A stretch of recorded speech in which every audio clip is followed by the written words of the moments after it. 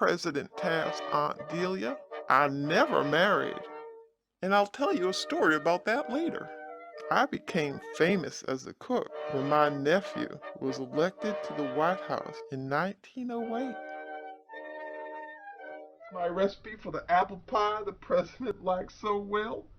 And how do I cook my chicken so different from anyone else?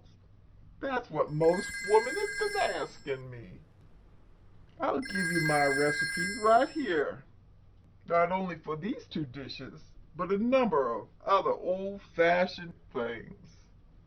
I cook chicken and apple pies with a number of little characteristic frills that make them quite different from those cooked by anyone else.